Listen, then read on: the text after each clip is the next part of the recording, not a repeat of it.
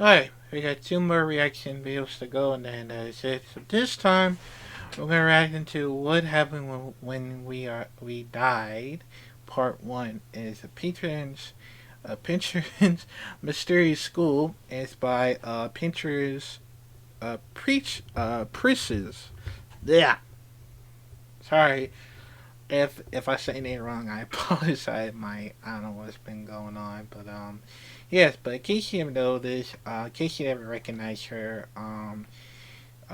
she is she's from Santa Kobe, like last time, of course, because she has an amazing priestess. Sorry,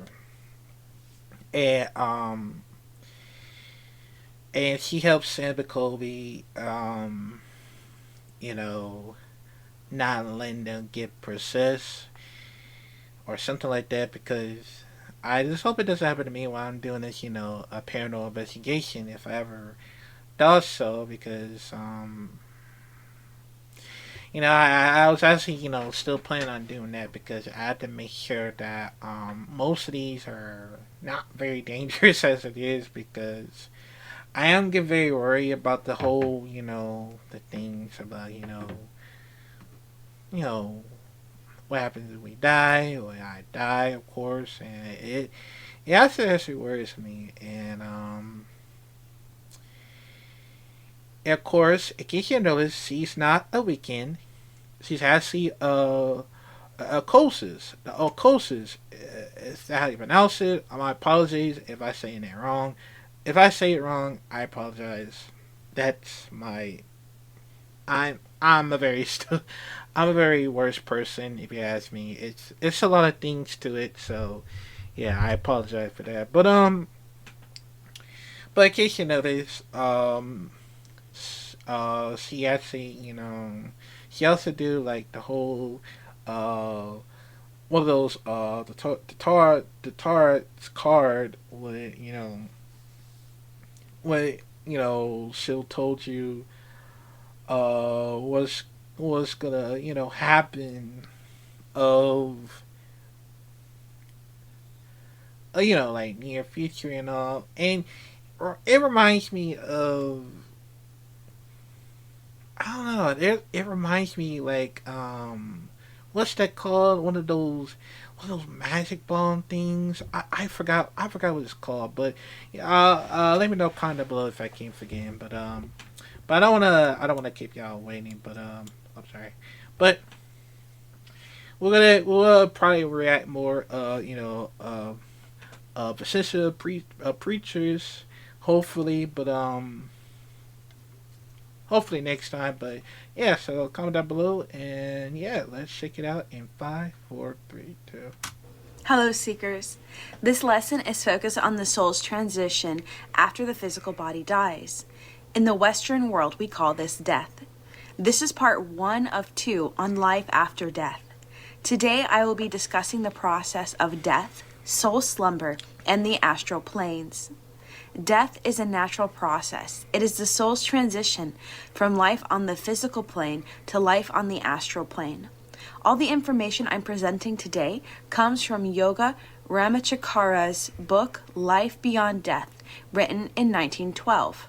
Yogi Ramachakara was a pseudonym of William Walker Atkinson, an American writer who was influential during the turn of the century, the 1890s to the 1900s, spiritual and philosophical movements such as New Thought and Theosophy. Ultimately, Atkinson released more than a dozen titles under this pseudonym. The Ramachakara books were published by the Yogi Publication Society in Chicago and reached more of an audience than Atkinson's New Thought works did. In fact, all of his books on yoga are still in print today and are widely respected, although some of his work is dated in some respects.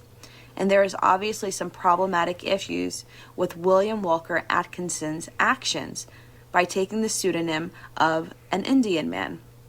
Although his works did help make Eastern concepts like yoga and broadly interpreted Hinduism more digestible to a Western audience. William Walker Atkinson died in 1932 in Los Angeles, California, after successful careers in both writing and law, although now he is largely forgotten. I have found that his book Life Beyond Death correlates with Plato's theory of reincarnation in the Republic, and information I have found written in pamphlets by Manly P. Hall, as well as Demonic Reality by Patrick Harper. I encourage you to listen to this lesson with an open mind. So let's get started. We must start this lesson with the understanding of what death is and what the astral planes are. When it comes to death, the first thing to understand is that death is a transition from one plane of existence to another. Death is natural. It is the movement of transformation and awaits every mortal being. It is also a natural part of this plane. Everything must come to an end. Strictly speaking, from a broad Eastern standpoint, there is no such thing as death. There is nothing but life. Quote, life has many phases and forms, and some of those phases are called death by ignorant men.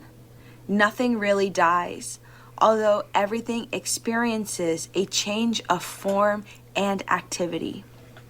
Your ego and personality are housed in this physical body or vehicle for a while. It's small representation of the greater version of you or your higher self.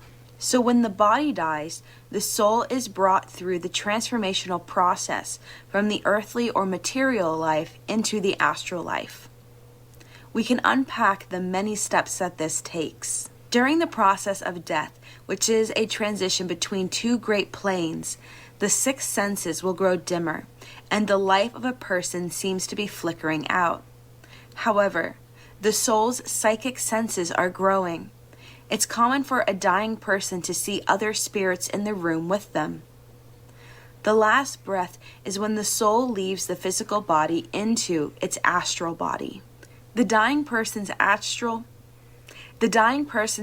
body gradually disengages itself from its physical counterpart, and then the silver cord snaps and the astral body floats away, and the soul has now left behind the physical body.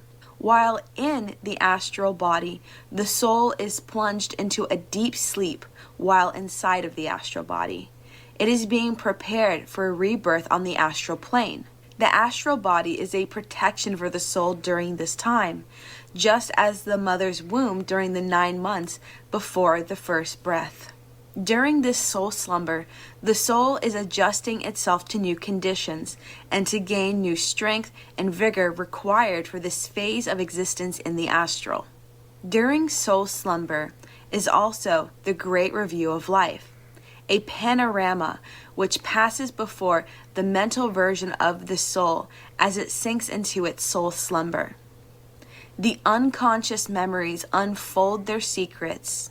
Nothing is reserved or withheld.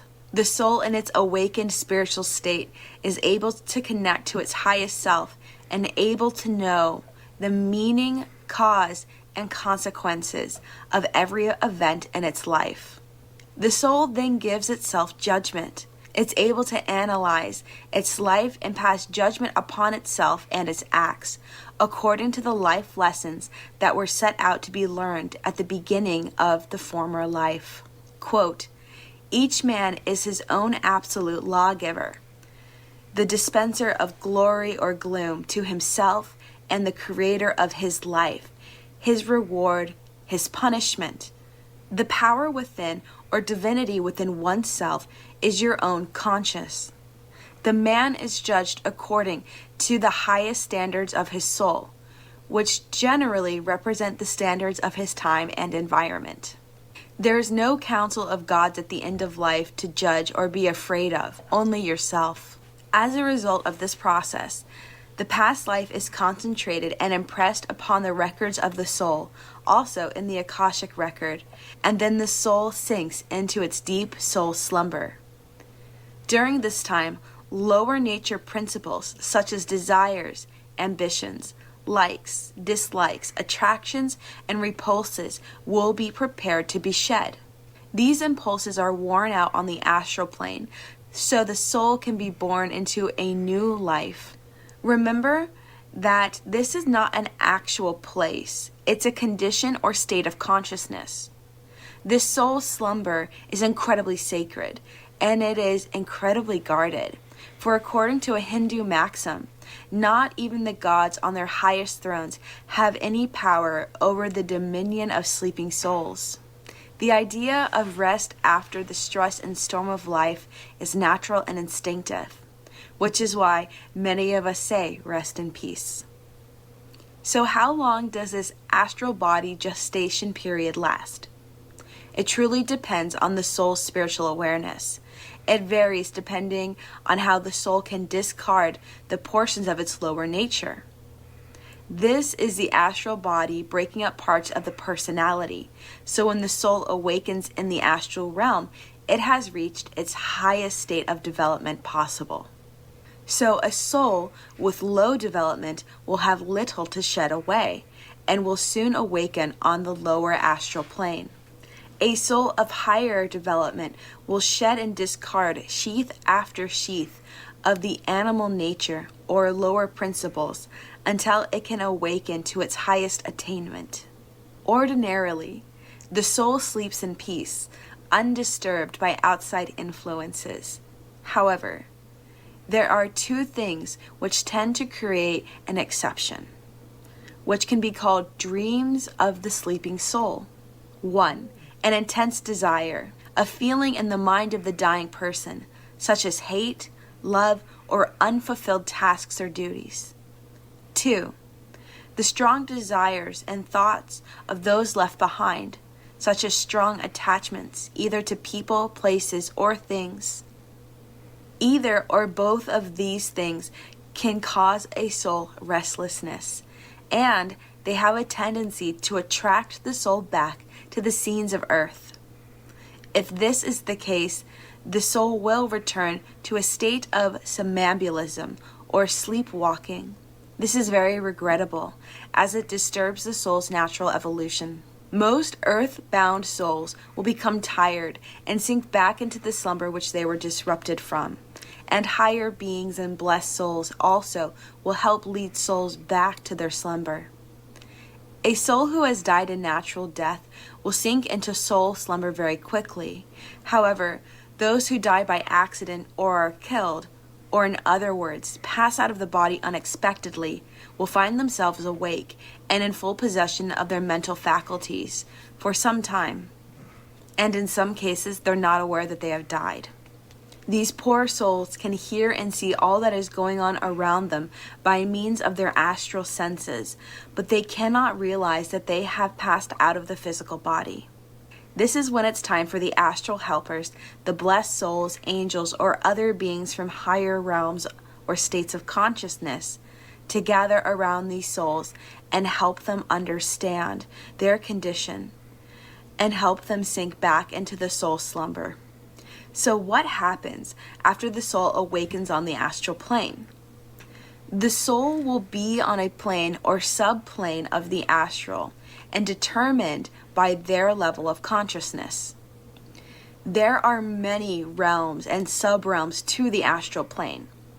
Astral means of or pertaining to the stars, which originally came into the use of occultism by the idea that the other side was up in the skies or among the region of the stars. This is very terrestrial thinking. Most Westerners tend to think that heaven or hell is a specific place situated in space. However, the advanced occultists will know this is not true. Heaven is a state, or rather is a state of being. This can be very abstract to understand, but let's try making it as simple as possible. An astral plane is a state of consciousness. It is a vibration. In other words, a plane is a condition or state of activity in the internal energy of spirit in which the cosmos lives and moves and has its being. This can be illustrated through the vibration of sound. The air may be filled with many notes of a musical scale, but we cannot see them. Yet they occupy the same space and do not conflict with each other. Another example of this planes of existence can be seen on a color scale.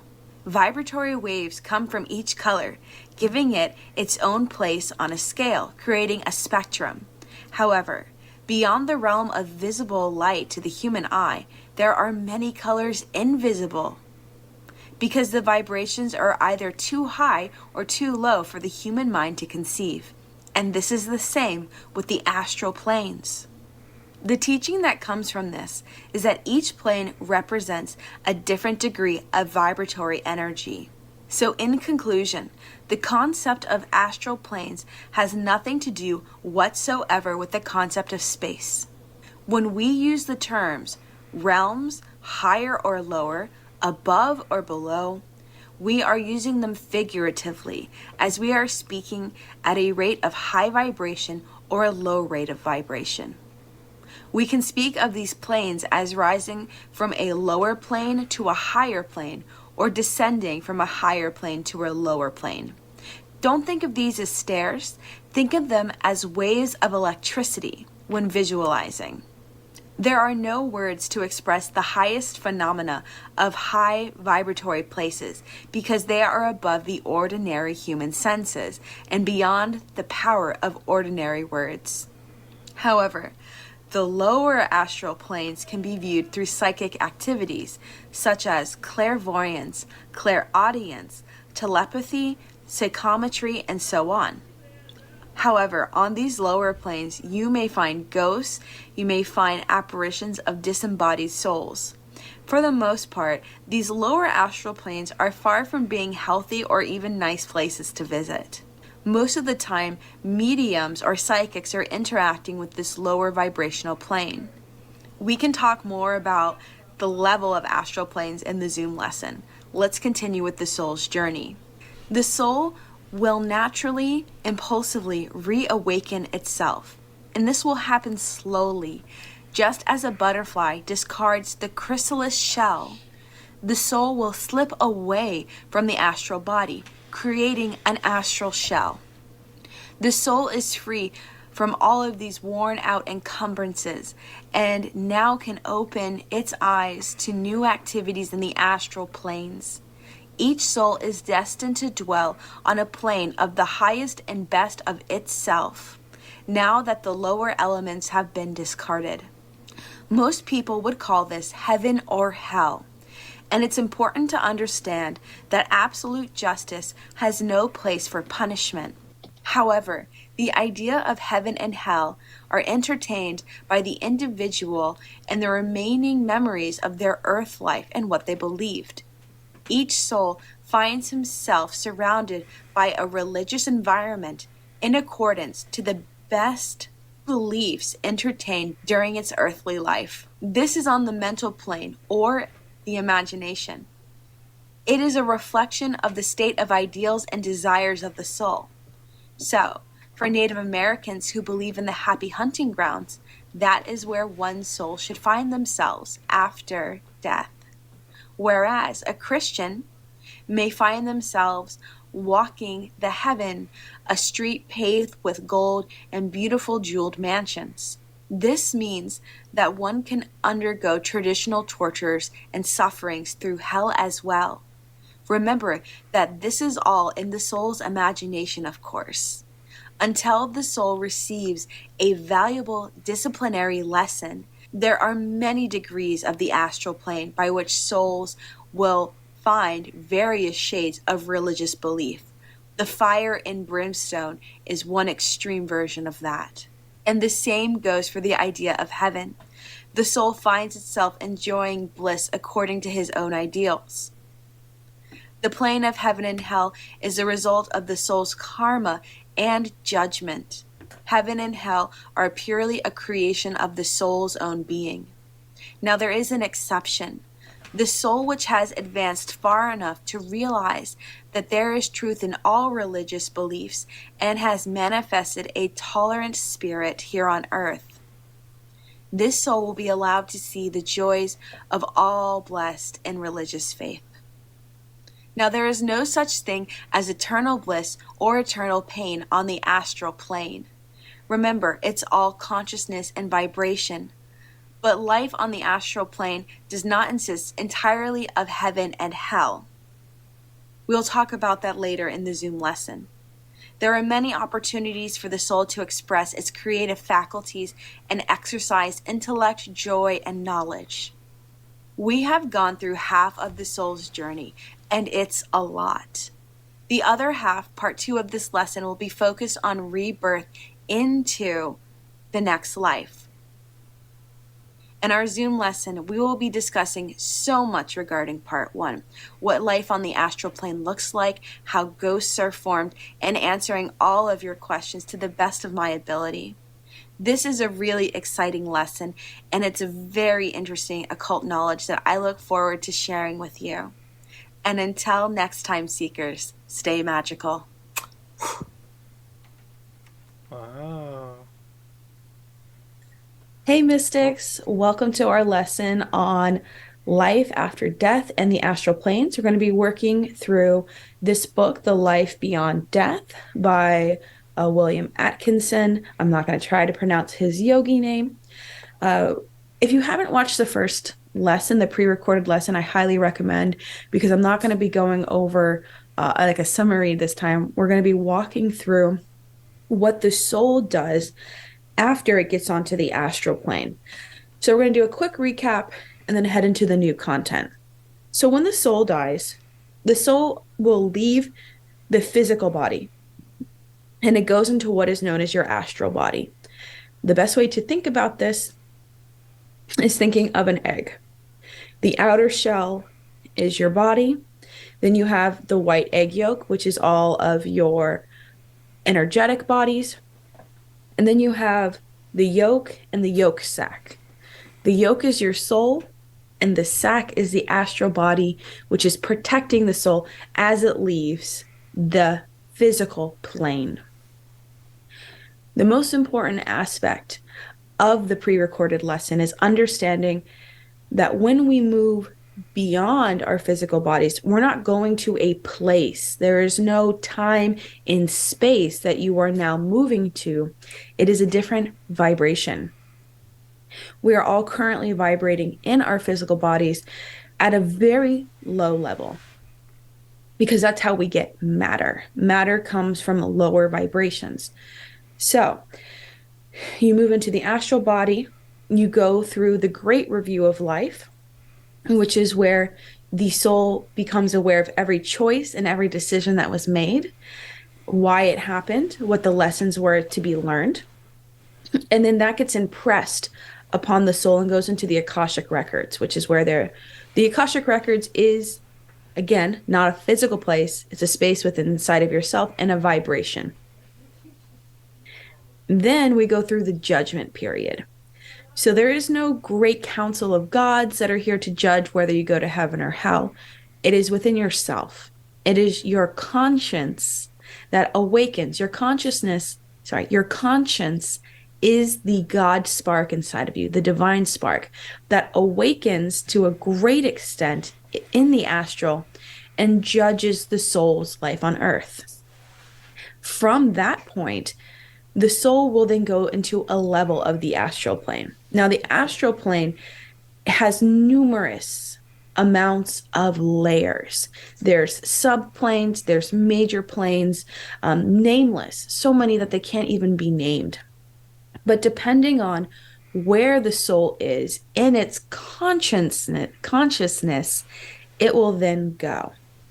So let's say you have a person who hasn't had a lot of learning done in their life. Maybe they were of a lower vibrational person. They're only going to go up to here in the astral plane.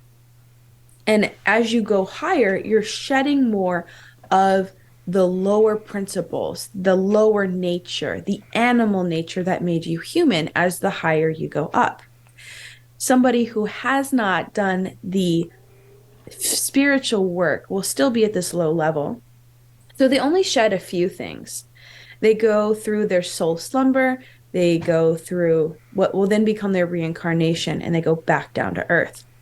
We're not going to talk about reincarnation in the Zoom lesson today. We're going to be talking a lot about how the astral functions and why the soul stays there. What is the purpose of going back into the astral? So I'm going to be reading from the book today. We're going to be starting on chapter 7, which is the soul's awakening. So, just like we come from our spirit self in the astral through the mother's womb for 9 months, you also go through a gestation period back into the astral. That is what your soul slumber is. During that time, your soul is preparing itself for life on the astral. It's a very different kind of life.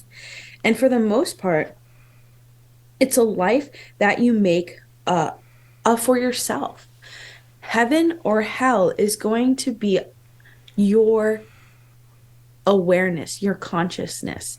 So if you go through the great review of life and you go through judgment and you didn't learn your lessons, you didn't do a very good job in this lifetime becoming a better person, you're going to be on that lower level of the astral plane, which is like a hell.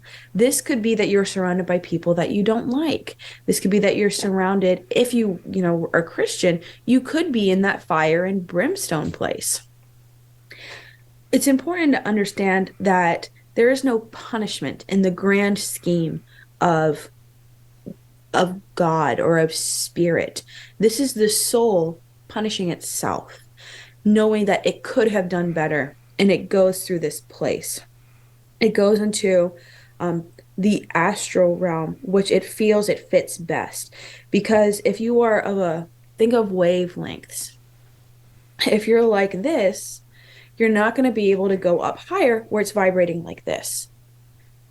So a lower soul cannot go higher. However, souls that are on higher planes can come down and visit and assist those on the sub or lower planes. The other thing about the astral that I think is misunderstood is that not all of the astral is good. The astral plane has its slums. So the lower you go, the dingier it kind of is. It's not all heaven. So in heaven, again, we're not talking about heaven as like the pearly white gates. It's this higher vibrational state of being. So what happens to these souls that get stuck for a little while on the sub lower planes of the astral? Well, some of these souls, because they're not very developed, actually go back to Earth in their soul spirit state. And that's how we get ghosts. So, ghosts are earthbound spirits.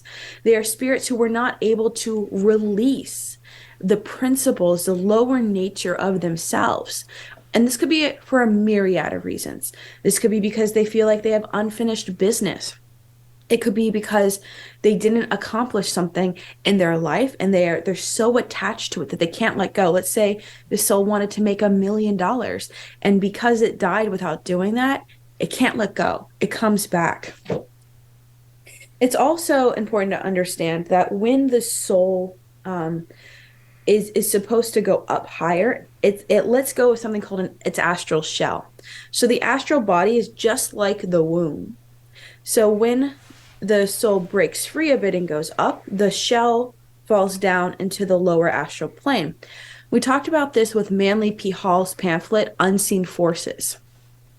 So in the lower planes of existence, the lower astral plane, there are thousands of these astral shells just scattered around. And at any point, different kinds of spirits can actually pick up the shells and act as a ghost, can act as a spirit. Most of the time, spirits who are earthbound are in a state of something called somnambulism, which is also known as like a sleepwalking state. They get stuck here, whether or not they're in their astral shell. And then the souls who are up here at this higher vibration, they're called the blessed souls, come down and help pull the soul back up, away from the attachment of the material world. It's actually quite sad. Earthbound souls are it's a very sad experience because they're going against the natural evolution of the soul. They're not able to continue into their life path. So, um, so we talked about people who are unable to accomplish something. That's one reason. Um, Anxiety and remorse is another one, and then fear for those left behind. In particular, people who died untimely deaths often become earthbound souls unintentionally. So let's say someone died in a car accident. They were not expecting to die. Their body was not prepared for them to die.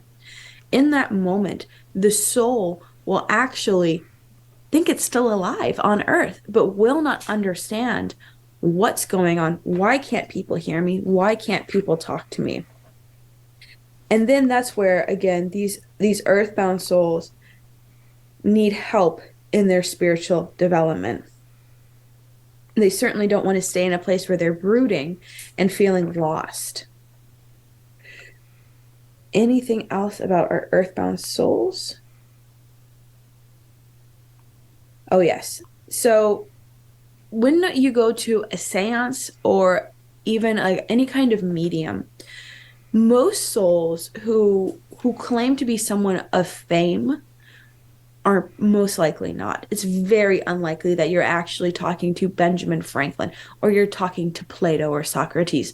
Those enlightened souls have far long been reincarnated and moved on. What's happening here is that these astral creatures, there are astral creatures that take those shells and pretend. They pretend to have this wisdom and knowledge, which these poor humans eagerly gobble up as wisdom. So, whenever you see or hear someone who claims to be a famous or historical character, it's incredibly unlikely that that is actually happening.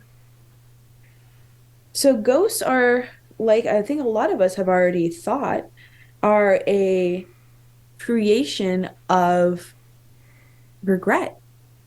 Ghosts are souls that are lost, that are not on their path of evolution.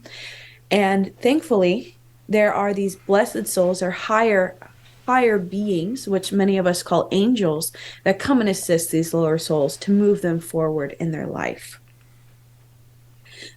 So now we're going to start talking about what happens in the astral realm. So you've gone through the soul slumber, you've lost your astral shell. Now you're just a spirit and you're floating in the astral. What happens? What does life look like there? So the first thing to understand is time does not exist in the way that it does here on Earth. Time brings us from birth to death. In the astral plane, there's no such thing as birth or death. It just is. And that's really hard for our minds to comprehend. So when you study Plato, Plato talks about the astral realm in different language, but he's talking about the astral realm as a blueprint of ideas, ideals for humans. So an example would be, I have this book in front of me, right? But this book is only a copy of the perfect book that exists in the astral plane. So when you go into the astral plane, you are going to be inside of your imagination for a while. And imagination is key here. And this is where you start to see a mirage and product of thoughts. So all those thought forms, all those beliefs that you held when you were here on Earth are now going to be manifested in the astral plane. What this means is that you will experience heaven or hell as you believed it to be here on Earth. So for Native Americans, that might be the happy hunting grounds. For some people who are Christians, that might be looking at the gems and gold paths of heaven.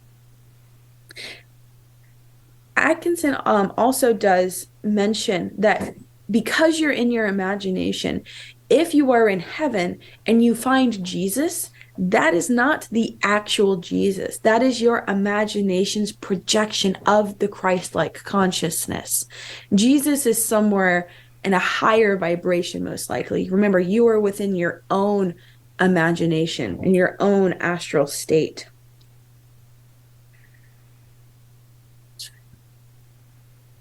So when you get into the astral plane, the soul has this beautiful ability to create. And why? Why is this so wonderful? Remember that creation is your godlike ability. And as you're creating, this is the part of self expression. This is the ability to start really allowing your soul to show itself in its greatest expression. And it's hard for us to describe in words here on earth, but imagine all of the things that we see as beautiful in life. That's art, music, literature, invention, architecture. All of that is available to the soul to create its for itself. It is you're taking all of the beauty and opportunities. I'm trying really hard to explain this. It's very difficult to explain. Everything that could be God is now available to you to create. Is everyone on the astral level created by the soul's vibration, imagination, and beliefs? Yes. And the question that you're going to follow up with is, can you have companionship? The answer is yes. We'll talk about that and just after we talk about the self-expression aspect of it. So in every aspiration, there dwells the certainty of its own fulfillment, meaning that the astral plane is a place for the soul to play, is a place for the seeds of your next life to be built. So let's say you want to become a great artist. The soul now has the opportunity to start studying, in a way, all the different forms of creation, all the different forms of art. And as you're doing this, the soul is now storing up astral energies to take back to earth. That's why we have talents. When you go into the astral plane after your death, you're gaining new abilities, you're gaining gifts, you're gaining genius, and you are storing them to bring them back down onto earth. So, to answer your question, River, you were in your imagination within your super conscience. Most of the time in mystery school, we're talking about our sub or unconscious. The superconscious is like the larger aspect of the soul. Remember that you are only one small part of your soul here. You're a part of a much larger soul. Remember, we have all this oneness that it's hard for us to feel while we're here on earth. So the faculties of the mind, the soul practice, they become proficient in the tasks for their next earth life, as indicated by the pangs of achievement. So, what does that mean? The example that's given in the book is Einstein. So, Einstein came to Earth with an extraordinary amount of knowledge of the universe, understanding of physics and the mechanics of the laws of physics and how the material plane works. In this book, Atkinson describes it as his soul spent all of that time studying in the astral, building up all that energy to bring down with him.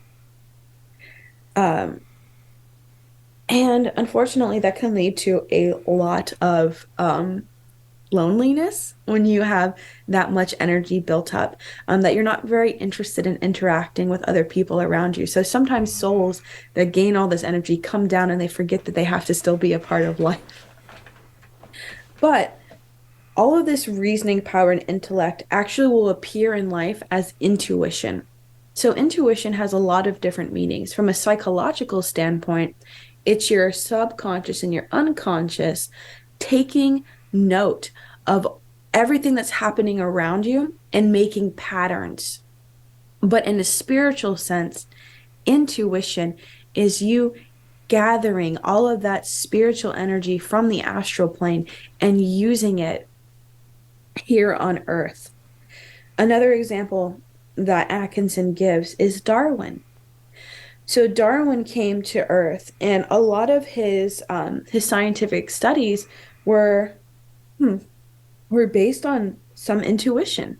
Like, of course, he used science, but he used his intuition to study the nature of evolution in the Galapagos Islands. Nobody told him to do that. That had never been done before, but it was through his own findings and his own intuition that he was able to create the Darwin's theory.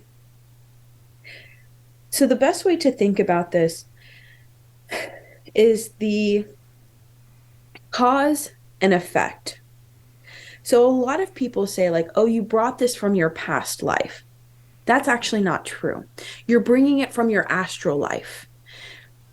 When you go after death, you're shedding a lot of your lower natures.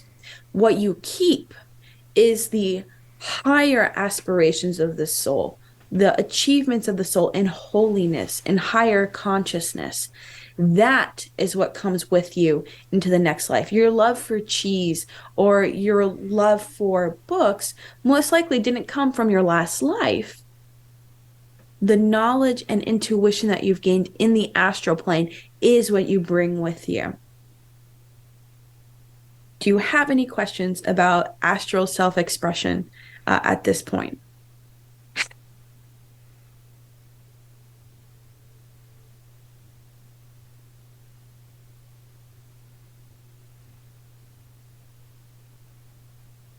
No, excellent. So let's talk about astral companionship. This is chapter 14. There is no such thing as loneliness in the astral plane. Now, I know that's kind of hard for us to conceive of because you are in your own imagination, working at your own vibration and within your own belief system. But we are so lucky to know that um, there are souls, even the souls that you may not know here on earth, who are in your natural harmony. So when you will pass out of that imagination standpoint at some point when your soul has had enough of like bliss, right? So the example Atkinson gives is that when the Native American has hunted as much as he can hunt and feels fulfilled, the soul will then pass into another plane of existence. And that is where you will find others in soul harmony. Now, this is where it gets a little bit tricky because we understand ourselves as human as separateness. I have my own body, you have your own body. When you get up into these higher planes, it gets blurred. Your individual self does not exist. You are existing in conjunction with all of these other souls that are at the same level as you. So this is the cosmic consciousness. Consciousness. Ugh. So I'm going to read directly from the book here. In the flashes of cosmic conscience, which occasionally comes to souls of spiritual enlightenment, there's included a realization of the association of souls on higher planes. And that's a connection of love. So that oneness of love. Are you fully within your super consciousness here? Yes. So I am no longer Ashley when I am up here. My soul does not have my ego. It does not have my personality anymore. I am my pure, raw soul connecting to other pure, raw souls vibrating at that same level. And that can seem very, very scary because I don't want to lose myself. I don't want to lose who I am. Remember that when you die, your personality is just part of that outer shell. It's just part of the egg whites. The soul, the yolk, is a small part of the super consciousness that you are going to connect with many others, and others is in quotation here, because you're all part of that same fabric. You're all connected through love. And I know that that word love gets thrown around so much. What does that mean? Love is what is of the highest consciousness. And I'm going to read directly from the book here. To dwell in the same place as a loved one on the astral plane simply means to dwell in the same state, vibration, or condition of being, and thus brought into a closer relationship and degree of nearness. This can be pictured only faintly by reference of the soulful oneness that is experienced at time by lovers, when it seems as if limitations of the flesh have been transcended during the sexual act, as two souls have been blended into one. So, what Atkinson here is explaining is that at times, if you have ever had very spiritual, soulful sex, you actually feel like you want to be inside of the person, that you want to like rip their flesh apart so you can be closer to them. And if you can elevate the energy enough, you will feel this oneness where I don't know where my body begins and where that person's body begins or where it ends. There's this intertwined connectedness. Now imagine that with thousands of other souls. That is only a very small glimpse of what the higher astral planes look like. The soul, okay, so for let's say you have a loved one who isn't vibrating at this high level, can you visit them? The answer is yes, you can. The souls on higher planes feel sympathetic to the souls on the lower planes. And by establishing a psychic connection similar to a form of telepathy, between the two can thus render possible a experience of close mental and spiritual relationship and companionship. The soul on the higher plane may actually visit the soul being on a lower plane itself. There is no lonesomeness or loneliness for souls on the astral plane. There is nothing that is high and ennobling in earth life that is not magnified correspondence on the astral plane. So let's break that down a little bit. Everything is nature. So even though we think of nature as trees, the bees, the birds, nature is what ties all of these things together. It is what connects the atoms together and allows the world to manifest. Remember, everything here on the earthly plane is a reflection of what is above. As above, so below.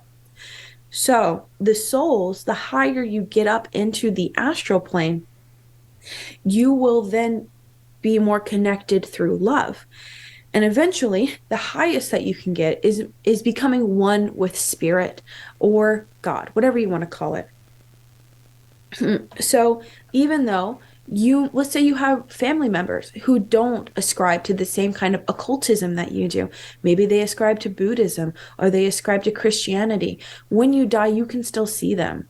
Now, remember, they're not going to be mama or papa the way that you know them here on earth. They're going to be in their yoke selves, in their soul state. But it doesn't matter because you have connections. Remember, we've talked about cords in mystery school. These ethereal cords still exist in the astral plane. Now, the rotten ones and the bad ones will fall away as you are going into your evolution. Remember, we let go of our lower principles, but the positive ones, the meaningful ones, the spiritual ones will stay. And so that is how you can have astral companionship. So for a while, you are within your imagination. And then as the soul basically grows bored of this like perfect bliss in heaven, then they move again. So there are several layers to the life on the astral plane. Do we have any questions here? We're going through a lot, some very complicated stuff.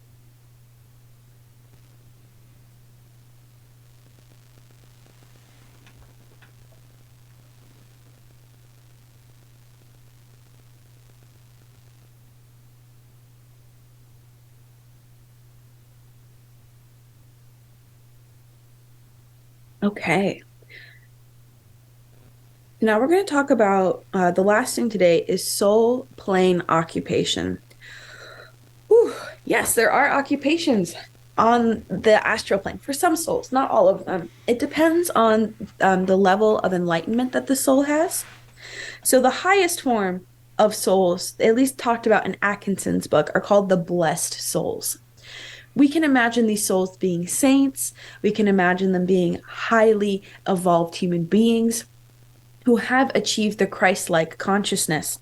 And just like here on earth, these souls have purpose, and that is to help elevate the lower souls, help give not just confidence to the lower souls, but help them understand their purpose, understand why they're at this level and how they can go up higher. In some cases, these blessed souls go down to earth and actually will pull the lost souls back into the astral plane, and then they go right back into soul slumber so they can go through that gestation period before arriving. So the astral plane occupation is chapter 8 in the book, and it says that this is where things get kind of funky. So everything that we're seeing here on our material world is a reflection of what's happening in the astral, as above, so below. Although we think that this is reality, and it is to some extent, it is not the highest reality. The highest reality is in the astral plane, where the soul can achieve higher activities. Now, it will be similar to that of the mind. So the mind invents things, it builds things, it creates things for material form. Somebody created this book, somebody created this iPhone. But the soul, it's actually going up to serve the higher planes. There is a purpose. So he calls it the scales of existence. Is it like astral Reiki? Can you further ask your question? I'm sorry, I'm not sure what you're asking there. And so the idea here is, again, that soul has the ability to create whatever it wants in the astral. And that's where we again go back to we're gathering all of this information. We're gathering new knowledge in order to store within ourselves for rebirth. So although there might not be physical manifestations like I'm in the astral plane and I want to write a book, I'm not going to have a physical book in the astral, but I will have energy that has been, think of it as like molded, that I have created for a greater purpose. Everything on the astral plane is towards a greater purpose. You're not working within your ego anymore. You're not working towards fame. You're not working towards money. You're working towards furthering humanity, and you're working towards furthering the evolution of souls. And I think that's really beautiful. I think that's something that it's also hard for us to really like digest. Like we're losing our personality, and then we're working towards the evolution of humanity. That's pretty high. Are blessed souls helping the lower souls raise their vibration like a person on earth helping raise the vibrations through Reiki? Yeah, it is like that. Yes, now I understand your question. So he doesn't go into a lot of detail here about what that means, other than the souls somehow raise the other souls. Now, it might be through, I'm assuming through energy work. I don't know. He doesn't give a lot of detail here, but that would be pretty cool. But it's really about helping, because the soul, you can't force a soul into evolution, unfortunately. They do have to make that choice. So a ghost can choose to stay on Earth as long as it wants to. And that's too bad, because it's devolving at that point. It's losing out on quite a lot because it's so attached to the material world. And it is through these blessed souls and the angels that we are able to work towards raising humanity. So that's a lot. River told me that she was able to find this book as a PDF online for free. I highly recommend that you read it. There's so much here to gather. Just, some awareness that some of the language in here is very antiquated. So you may find things that are not, they did not age well. But regardless, I think that this book is priceless. I think this book gives us a really good insight and makes death more understandable and more palatable, rather than we just go into the great beyond, we just go into the light and that's it. There is a process. So, one of the questions that I had when I was reading this book is, where did William Atkinson get all this information? There seems to be a lot of debate. So during the early 1900s, bringing over Eastern religions was a very big deal in the United States. Right. And that started with Helena Blavatsky and Theosophy. And the idea here is that he did study under an Eastern teacher who may have been called, goodness, oh my goodness, Ramachakara. But we don't know. We don't know if that was it was actuality or not. However, Atkinson's books are still very popular today, and they're actually praised by modern Eastern practitioners for being accurate. So even though there's a lot of problematic issues with Atkinson and some of his language and the choice of taking on a name outside of his culture, the information is still accurate. And it is in the most condensed form that I have ever found. And my goal in this lesson is to help you have a greater understanding of what life on earth can be. So all of us come down with purpose.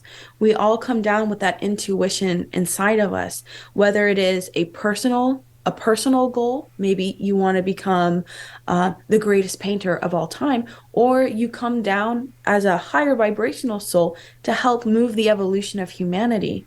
We all now understand what is happening and why. So, in part two of our recorded lesson, we're going to go finish the rest of this book. It was just too much to put into one book, or one pre-recorded lesson. We're going to be talking about the second soul slumber and then the rebirth process and how that works. And then after we finish this book, we're going to start talking about soul contracts and how the soul decides what it's going to learn when it comes to Earth during its rebirth. So if you have any questions, please feel free to message me, send me an email, talk to me on the temple. I would be happy to answer them. This is a very abstract concept that we're talking about today. So thanks for listening. Wow. That was amazing for a priested. And I ain't gonna lie though, I would love to like talk more about how this life and death and astral planes and all that because I know how my life has will been and I mean I'll talk more about it next time because there's a lot of things that I would love to discuss because I know there's a lot of things like she told me there's no such thing as loneliness or anything because I mean, I understand because I know I've been having like a very mental illness throughout for over years, and I understand. And when it comes from life, it's a lot of things happens, and yeah, and we'll talk more about it because I'll probably save a part two next time I'll save it up for next week when it's on Friday once again. So yeah. And also, I would love to talk to her, or she'll interview, or she'll talk to me on a podcast, and we'll probably do like a whole lot of collaborations throughout for like in videos, of course, because that might actually help me out, of course, because I hope that. Well, she's actually a nice person. She's really a nice person because it is how it is. So, yeah. But but yeah, man, we'll do more of this hopefully next time. But yeah, but comment down below what you think about it. Shout out to her for doing a very excellent good job, and hopefully we'll see each other near future. Hopefully for the collaboration. So yeah, but comment down below what y'all think about it, and I'll see you next video.